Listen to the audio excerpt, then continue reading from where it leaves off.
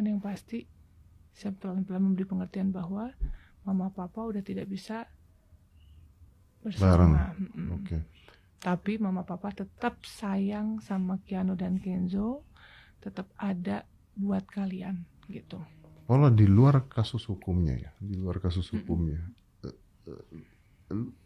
Lu apa harapan lu apa sebenarnya? Harapan. Iya.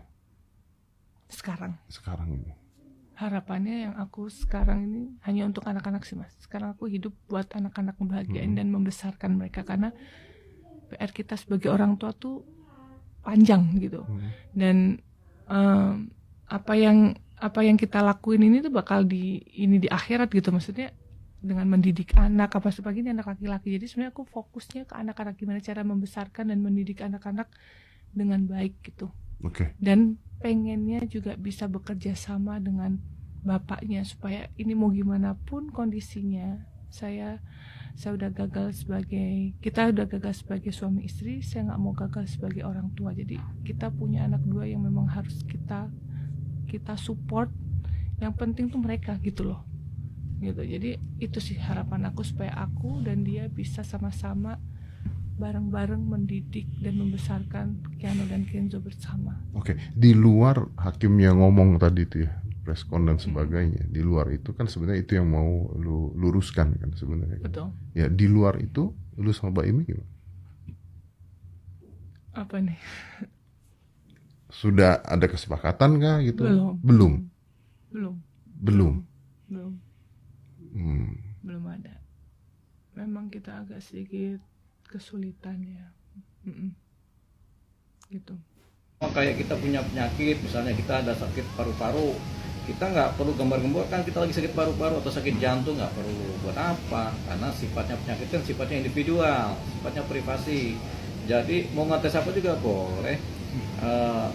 Siapapun boleh mengetes, HIV, tes apa lagi, tes kesehatan jantung, tes darah, boleh-boleh aja. Cuman sebaiknya yang begitu-begitu nggak untuk digembar-gemborkan, itu untuk konsumsi pribadi.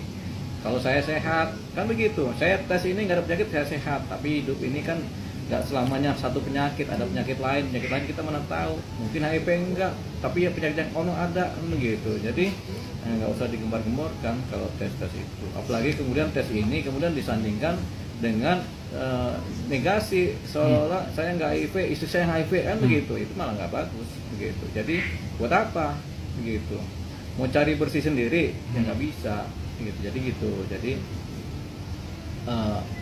sekali lagi kalau hanya untuk membandingkan, ya kita pandangannya juga negatif terhadap si orang yang ngetes ini tadi, yang melakukan pengetesan, karena dia sifatnya orang yang mau mau benar sendiri aja lah, begitu, seperti itu. Jadi biasa aja lah, ya bukan memperkeruh suasana ya. Dia sebenarnya sedang berupaya, kalau bahasa saya sih sedang berusaha mencari pembenaran terhadap diri sendiri, dan secara tidak langsung dia menghancurkan mantan istrinya si Paula ini kan. Lebih nggak langsung lagi, dampaknya dia sebenarnya sedang membuat anak-anaknya itu kemudian berada dalam posisi sulit di masa depan, begitu. Jadi itu yang sedang terjadi, gitu. Jadi perbandingan antara Paula dengan si Baim, ya Paula lebih menjaga, walaupun dia ada sakit atau enggak kita nggak tahu ya, tapi dia lebih menjaga masa depan anak-anaknya, menjaga citra suaminya supaya tetap baik di mata masyarakat walaupun mereka bercerai. Tapi kalau kita melihat si suaminya kelihatannya mau menang sendiri, begitu kelihatannya ya, mencari pembenaran sendiri. Kenapa? Karena dia mengumbar dugaan-dugaan aib dari istrinya. Kita nih kalau udah banyak paham di dunia penegakan hukum udah lama, kita paham yang begini-begini. Jadi ya sama mungkin karakter pandangan antara Bang Hotman dengan saya juga sama aja, karena kita udah lama kan, udah paham, udah matang nih. Jadi kita paham ini kurang patut, ini patut, ini kurang bijak, ini bijak, ini nggak adil, ini adil, kan begitu. Karena kita sudah punya ilmu memilah-milah kan gitu dari pengalaman dalam menangani perkara. Jadi kalau Bang Hotman mengecam, ya diduga gitu Bang, diduga mengecam ya, Pak Imam. lumrah dia mengecam karena dia paham. Ini nggak patut, begitu. Etikanya nggak patut, mungkin keadilan juga nggak patut, karena di situ ada jiwa dari orang yang kemudian mau menang sendiri, mau mencari pembenaran sendiri, tanpa melihat aspek-aspek yang lebih kompleks, baik aspek keluarga, baik aspek masa depan, baik aspek nama baik, maupun aspek anak-anak yang kemudian adalah anak kandungnya sendiri juga, begitu. Sebenarnya saya manusia biasa ya. Saya tidak luput dari kesalahan.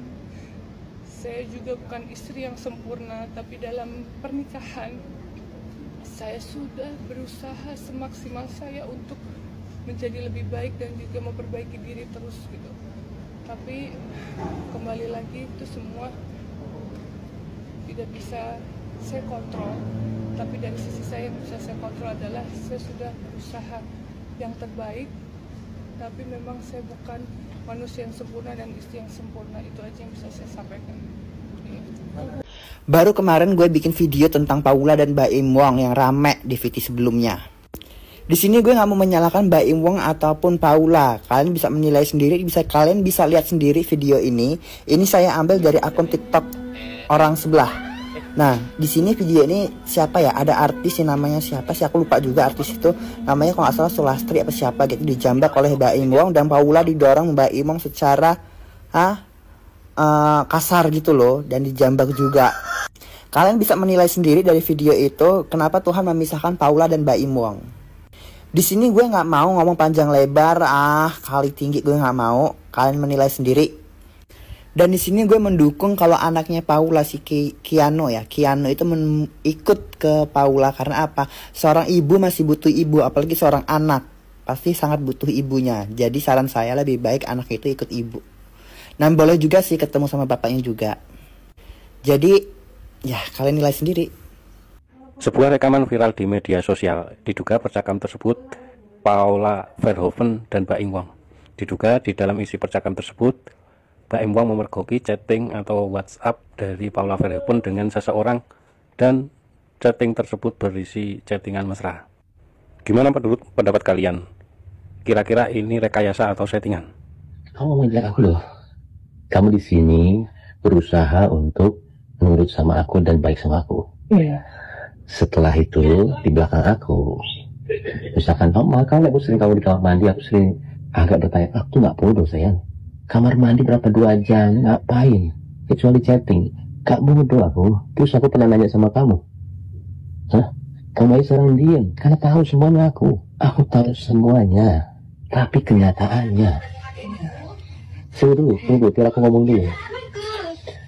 Kenyataannya kamu manipulasi semuanya. Dan aku nggak ngerti buat apa kamu tinggal minta. Aku nggak pernah bilang enggak kamu minta satu kali pun. Kalau aku tegas, itu berarti ada kebaikan di situ. Jangan menggampangkan uang. Sesimpel itu.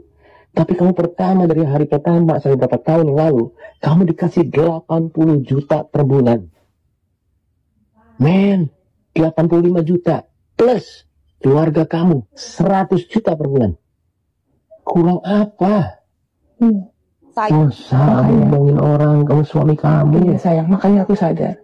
Pas aku umroh itu, aku berdoa, emang aku udah, kamu lihat sendiri chattingannya udah nggak ada sejak aku umroh. Dengerin aku. Aku di situ aku sadar sayang. Dengerin aku. Aku bener-bener. Dengerin aku dulu. Aku kan WhatsApp aku nih, umroh doa. Salah satunya adalah mudah-mudahan ini kamu dapat rezeki yang halal, bener ya? Isi DM-nya apa? Isi DM-nya apa? Aku baca. Iya, aku doa di rumah Allah nih langsung nih. Mudah-mudahan dia dapetin yang dia zolimin saya. Pas waktu. Rubuh kantor yang itu tuh, gimana? Di BSD. Jawab doa gue. Kamu kira aku nggak tahu Paula Verhoeven? Aku nggak bahas tuh. Males berantem. Aku anggap itu angin. Tapi itu sakit banget aku sebagai suami. Aku sakit banget. Dia doain supaya ini terjadi. Terus istri macam apa? Yang itu hubungan kita. Habis itu kau bilang, makanya gue gak izin kalau kau umroh. Hah? Nggak izin apa? Ada, udah semuanya ada. Kan aku izin. Udah tahu, udah diam. Udah Paula, kamu mau sepintar apa berdalih sekarang? Udah kebaca semuanya di chat. Itu kamu yang nulis. Bukan, maksud aku adalah aku tuh sebenarnya istilahnya ngobrol ke situ tuh supaya apa yang ada di isi hati aku aja, maksudnya aku istilahnya apa sih ngomong apa? Ini ngomong yang mana? Bukan, maksud aku adalah kamu aja bilang waktu itu kan bilang di chat aja bilang makanya aku nggak mau izin kalau misalnya nggak usah izin ke umroh. Hah? Pansan gue dadakan banget ya dengar dia mau umroh. Iya, aku salah. Mau bohong apa aku yang perasaan aku? Mau nggak bilang nggak sayang sama kamu? Udah. Mau bilang aku nggak cinta sama kamu? Mau bilang udah nggak usah enggak aku nggak perlu yang kayak gini. Nggak, aku bilang aku nggak perlu kayak gini. Nggak usah cium kaki, nggak mau.